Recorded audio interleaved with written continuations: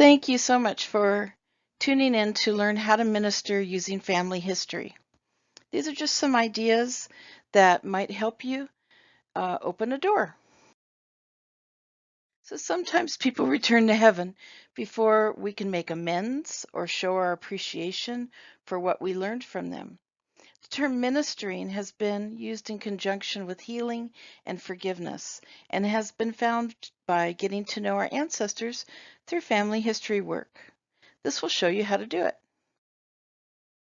Sometimes we try to create a bond or friendship with them, but their grief or fear sets them back and keeps them from engaging. Ministering to the Spirit can be done in many ways. Acts of kindness, listening with empathy, doing things which will create a closer bond with their loved ones who are now beyond the veil. The peace which can be done or found by doing ordinances for others is immeasurable. The counsel you give on family history may heal a deep wound. It may give them the feeling that they've been forgiven, and it may give them the faith to go on. It may give them the strength to give back to others, to their community, by teaching others how to preserve their own heritage. Helping her with family history will help her learn more about her family. And you'll receive blessings for helping any family. So you can choose to set up an appointment, for example, for Sunday after the block at the church, in the Family History Center, or at their home. And of course, during the week, whatever is convenient for her. What if she's uncomfortable having guests over? Well, you can use Skype or use a free screen sharing opportunity called Join.me, or you can even try FaceTime on your phone. So be sure always to have a word of prayer. President Eyring taught, "I have learned that even the best technology can never be a substitute for revelation from heaven. This is a spiritual work, and the Lord directs it through His Holy Spirit." Ask them to tell you stories and show you pictures about their family. Stories endear us to their family and help us to become more in tune with their family and the spirits who want to be found. Make sure that the person you are ministering to has received partner access. This will ensure that they have all the tools necessary to research, discover, gather, and connect their family. So it's familysearch.org/partner access. And for each one of the uh, different partners that the church has created an alliance with, you will come back to this page to join with each one. After you finish one, you come back to this page and join with the other. It's a $900 gift at this point in time. They are adding more partners all the time from the Church of Jesus Christ of Latter-day Saints to its members to aid in the great cause of family history research. So how do you use it? Well, you just make sure you're logged into Family Search, and then log into all your partners and minimize them so that it creates a solid bridge between Family Search profile that you're looking at and the data that you're trying to retrieve. I give them a little notebook with a login and password because if they keep that in their purse, then when they come to the library, it saves a lot of time if they've forgotten what their login and passwords are. And you know what? Just use the same password for each partner. It makes it so much easier. As you listen, seek to be inspired as to the person that you need help finding information on. So what does your sister know? Where did the person live? What was life like for them there? Try to um, be empathetic and open to what they endured. Preserving memories is a great way to help her with family history. You can help her scan and copy pictures. There's nothing more frustrating for someone to open a box of pictures and there's nothing that tells who that person is. And if you can do that, well, the person's still on this earth, it sure will help their descendants.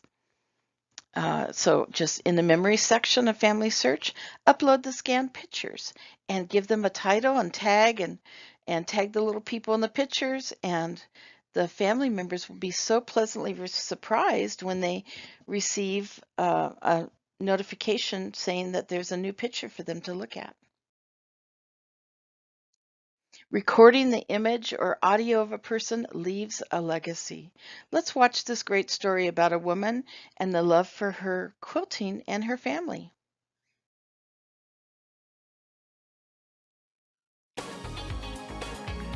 Welcome back. It is 9:45. It is easy to forget. Grandma was young once and lived a life in some ways very different from the one we're living today.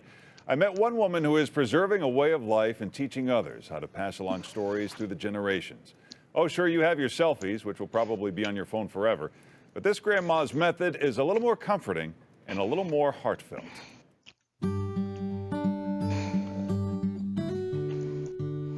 Joy watched her grandmother work the needle and thread, but there was something else happening here that Joy could not see nor understand. This quilt started in 1931, after Grandma's brother-in-law died of cancer. Now, 80 years later, that quilt belongs to Joy.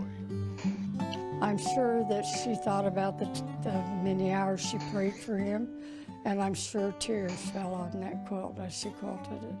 When he died, a part of my grandma died too. Quilting is a way of working off your emotions. It probably was very painful for her to have to talk about. Like the hand-sewn quilt, grieving takes time. They were woven together on the family farm in Sisney, Illinois, and allowed this stoic woman to express her loss the only way she knew how.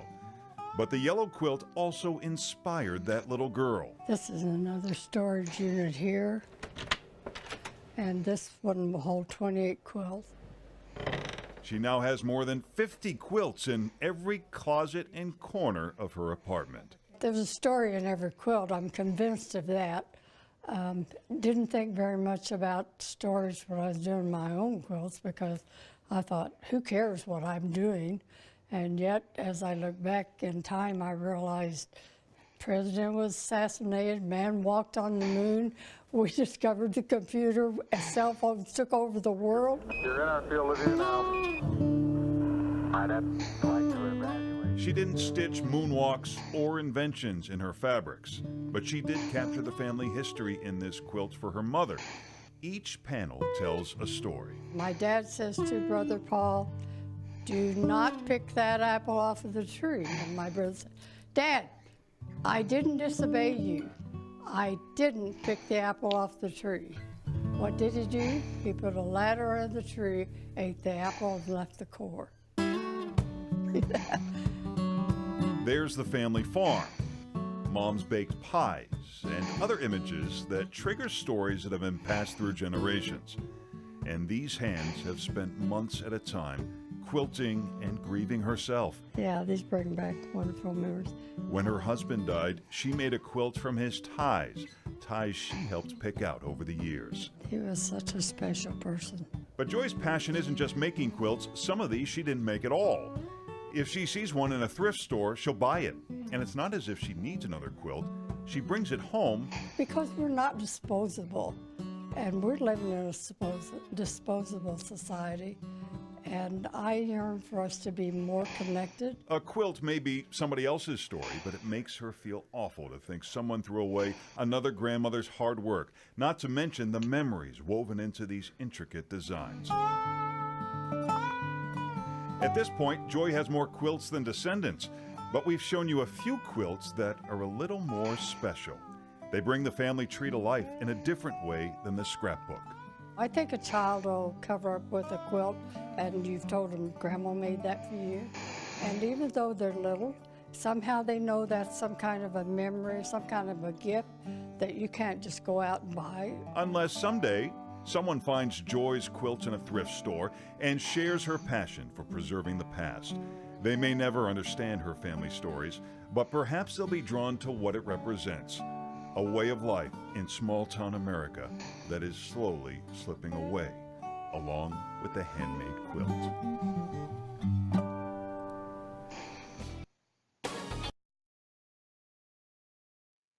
So make a date to create a scrapbook or do some kind of family history with a sister.